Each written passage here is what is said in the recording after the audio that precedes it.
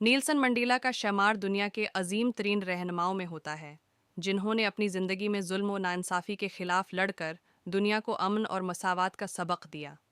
ان کی کہانی ایک عظیم جدوجہد، قربانی اور ثابت قدمی کی ہے، جو دنیا بھر کے لوگوں کو حوصلہ اور ہمت دیتی ہے۔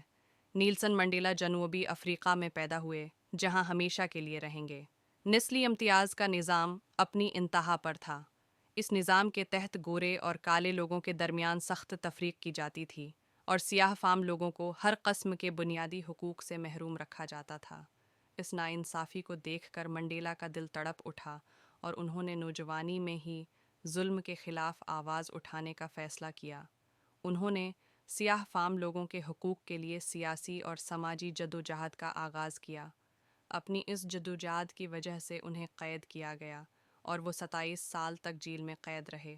ان پر شدید ظلم و ستم ڈھایا گیا، لیکن انہوں نے کبھی اپنے اصولوں پر سمجھوتا نہیں کیا اور نہ ہی انتقام کی راہ اپنائی۔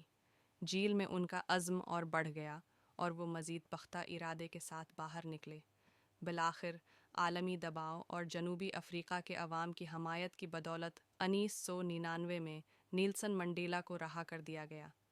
رہا ہونے کے بعد انہوں نے اپنا انتقام لینے کے بجائے گورے اور کالے لوگوں کے درمیان صلح اور مساوات کی راہ اپنائی۔ وہ چاہتے تھے کہ جنوبی افریقہ میں امن اور بھائی چارہ ہو اور ہر انسان کو برابر حقوق ملیں۔ ان 1999 میں جنوبی افریقہ کے پہلے سیاہ فام صدر بنے اور اپنی قیادت میں ملک کو نسلی امتیاز کے خاتمے کی طرف لے گئے۔ نتیجہ: نیلسن منڈیلا کی زندگی ہمیں یہ سبق دیتی ہے کہ سچی قیادت قربانی، برداشت اور صبر کا تقاضا کرتی ہے۔ انہوں نے ظلم کے سامنے کبھی ہار نہیں مانی اور نہ ہی نفرت اور انتقام کی راہ اپنائی۔ منڈیلا نے اپنے لوگوں کے لیے ہر تکلیف کو برداشت کیا، اور آخر کار ان کی ثابت قدمی اور محبت نے دنیا کو یہ سکھایا کہ ظلم کا جواب محبت اور انصاف سے دیا جانا چاہیے۔ ان کی زندگی اس بات کی بہترین مثال ہے کہ عظیم لیڈر وہ ہوتا ہے جو ناانصافی کے خلاف کھڑا ہو اور امن و انصاف کو فروغ دے۔